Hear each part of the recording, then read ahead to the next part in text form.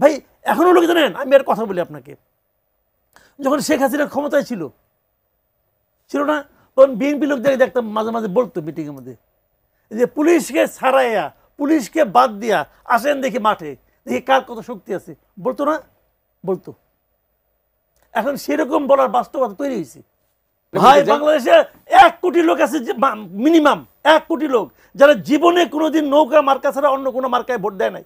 Minimum 1 কোটি লোক থাকতে পারে। আপনাদের 30 বছর রাজনীতি করতে হবে ওই 1 কোটির অর্ধেক লোক জোগাড় করার জন্য।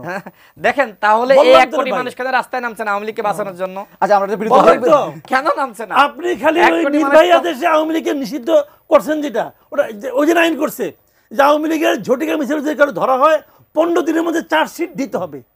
What is the meaning of chargesheet?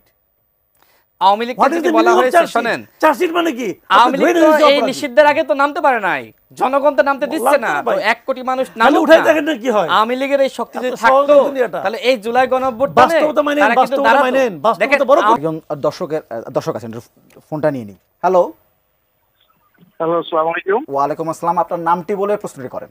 আমি আবুল কালাম আজাদ বলছি, সাভার গ্রামগড়া থেকে। জি আজাদ সাহেব বলেন। জি, আমার আজকের প্রশ্ন হলো যে আজকে যে বিষয়টা নিয়ে আপনারা আলাপ করছেন যে বিদেশের বাড়িতে, বিদেশে বাংলাদেশের যারা মেহমান গেছে সেখানে রাজনীতিবিদ, প্রধান উপদেষ্টা সহ তাদের একজনকে আজকে ডিম মারা হয়েছে, তাই না? এটা আমিও সমর্থন করি না বা আমিও এটা ভালো চোখে দেখি না। কিন্তু আমার প্রশ্ন হলো যে আমাদের বাংলাদেশে যখন আদালত পাড়ায় আমাদের যেই সব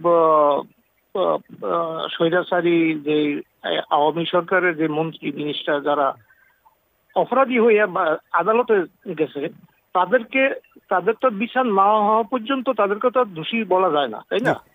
কিন্তু তাদেরকে যখন ডিম মারা হয়েছে তখন কি কোনো অপরাধ হয় নাই?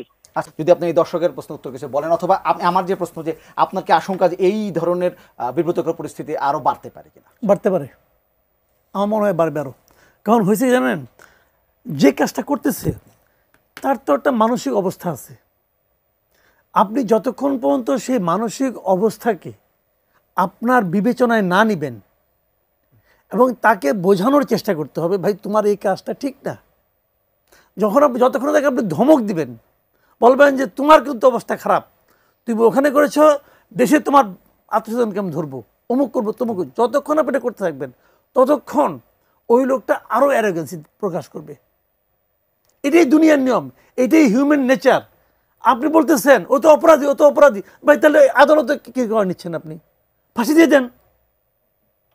দীপুমণিকে আদালতে উঠাচ্ছেন আপনি, অথবা অন্য একজন লোককে আদালতে উঠাচ্ছেন।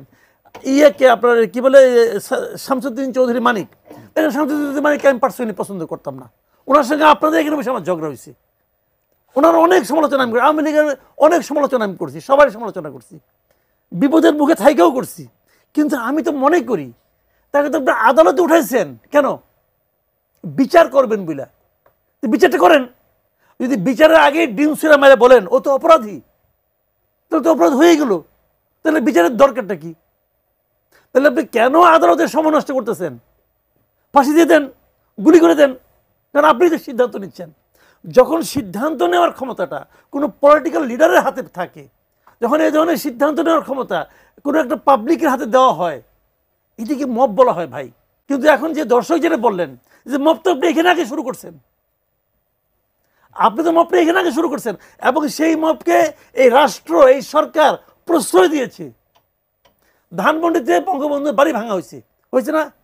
আপনি তো সাংবাদিকতা করেন, জিজ্ঞাসা করতে কোনো মামলা হয়েছে কিনা? একটা স্বাধীন দেশে একটা বাড়ি আপনি ভাঙবেন, একটা মামলা হবে না? আসামি কে? কোনো আসামি আছে? সবাই জানে কে আসামি, কেউ দেখছে? কাজটা যে ভালো হয় নাই, এটা ওই দিন রাত্রে প্রধান উপদেষ্টা চক্ষু লজ্জার খাতিরে হইলেও 2 বার বিবৃতি দিছে, এই কাজটা ঠিক হয় নাই। তো উনি যে বিবৃতি দিলেন সে অনুযায়ী কি ল অ্যান্ড অর্ডার চললো না? তো উনি ওই বিবৃতি দিয়েছেন বাইরের দেশকে দেখানোর জন্য যে আমি এটা পছন্দ করছি না। ঘটনা তো ঘটলো, আর আপনি বলবেন বঙ্গবন্ধু অপরাধী, বঙ্গবন্ধুকে অপরাধী বানিয়েছেন আপনি। বঙ্গবন্ধু অপরাধী, হ্যাঁ অপরাধী, অনেক অপরাধ সে করছে। অপরাধ কে করে নাই? সন্ন্যাসী কে আছে দেশে?